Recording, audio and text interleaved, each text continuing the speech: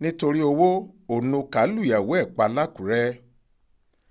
iléeṣẹ́ ọlọ́pàá ìpínlẹ̀ Ondo ti bẹ̀rẹ̀ ìwádìí lórí ẹ̀sùn tí wọ́n fi kan ọkùnrin oníṣòwò kan Kelechukwu Onuka pé ó lu ìyàwó rẹ̀ Nnenna Kelechukwu pa nítorí mílíọ̀nù mẹ́wàá náírà. Onuka ni wọ́n ló fìbínú lu ìyàwó rẹ̀ pa nílé wọn tó wà ládùúgbò Arátúnsìn Òkè Àró lákùrẹ́ nípínlẹ̀ Ondo lọ́sẹ̀ tó kọjá lórí ẹ̀sùn pé kò sọ fóun nípa owó tí ẹ̀gbọ́n rẹ̀ kan tó wà nílùú òyìnbó fi ránṣẹ́ sí i láti bá a fi kọ́lé sí ìlú abínibí wọn nílẹ̀ Ìgbò. Aláròyé gbọ́ pé iṣẹ́ okòwò kan náà ni Onuka àti ìyàwó rẹ̀ ń ṣe tí wọ́n sì ní ṣọ́ọ̀bù ńlá kan sínú ọjà ọba tó wà lákùrẹ́ níbi tí wọ́n ti ń ta àwọn ohun èlò ìṣaralọ́ṣọ̀ọ́. ọ̀rọ̀ pé ìyàwó rẹ̀ kò sọ fún un pé wọ́n kówó kan fún un láti fi bá wọn kọ́lé ló bí ọkùnrin ẹni ọdún 42 ọ̀hún nínú tó bẹ́ẹ̀ tó jẹ́ kété tó hu ọ̀rọ̀ owó náà gbọ́ láti ìta ló lọ bá ìyàwó rẹ̀ nílé pẹ̀lú ìbínú tó sì gbéjà ńlá kò lójú. àsìkò tí tọkọtaya náà jọ ń gba ọ̀rọ̀ ọ̀hún bí ẹni gba igbá ọtí láàrin ara wọn ni Onuka fi ìbínú fọ́ nǹkan mọ́ obìnrin náà lórí. níṣẹ́ labilékọ náà fìdí jọlẹ̀ tó sì gbẹ́mìí mì.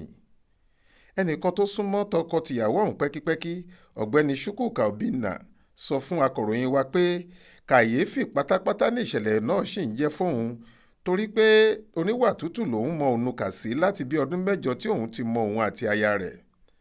ó ní lóòótọ́ làwọn méjèèjì máa ń jà o ṣùgbọ́n àwọn fúnra wọn náà ni wọ́n máa ń parí ẹ̀ láàrin ara wọn. ìgbà kan wà tó ní Onuka lu ìyàwó rẹ̀ dákú tó sì jẹ́ pé òun wà lára àwọn tí ọkùnrin náà bẹ̀ láti bá a sáré gbé e lọ sọsibítù.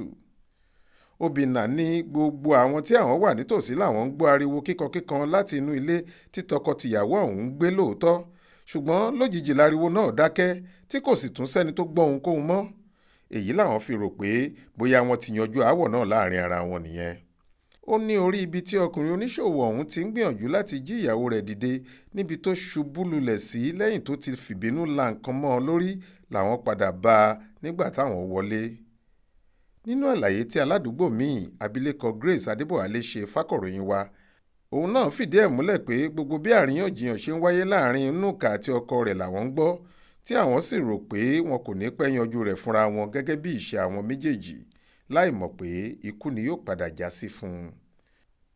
ó ní olóògbé ọ̀hún ti fìgbà kan wá bá òun pé kóun bá òun wá agbaṣẹ́ṣe tó lè ṣe agbátẹrù ilé tí ẹ̀gbọ́n òun fowó rẹ̀ ránṣẹ́ sóun láti bá wọn kọ́ sílùú wọn ọ̀hún. nígbà tó ń fìdí ìṣẹ̀lẹ̀ náà múlẹ̀ alukoro iléeṣẹ́ ọlọ́pàá ìpínlẹ̀ Ondo Fúnmiláyọ̀ Ọdúnlámì ní afurasí náà ti wà níkàáwọ́ àwọn sì ti ń fi ọ̀rọ̀ wá lẹ́nu wò iṣẹ́ ìwádìí ti ń tẹ̀síwájú. ó rọ gbogbo tọkọ-tìyàwó láti wá ọ̀nà láti máa yanjú èdè àìyedè tó bá wáyé láàrin ara wọn láì mú wàhálà àti ìpalára lọ́wọ́. Olúṣèyẹ Ìyádé ló ṣàkójọ ìròyìn yìí fún iléeṣẹ́ tẹlifíṣàn Aláròye online. Faith Adébọ́lá ni oníròyìn yìí.